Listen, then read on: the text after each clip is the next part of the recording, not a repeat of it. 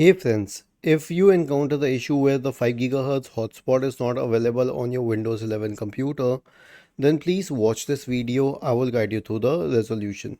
So the first solution is to check if the router supports the 5 GHz band. And how would you check that? So here's the thing, you will have to check the router's documentation because all routers don't even have the 5 GHz band.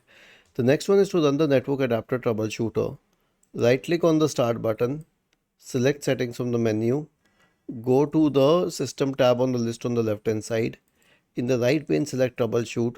Select other troubleshooters and then click on run corresponding to the network adapter troubleshooter.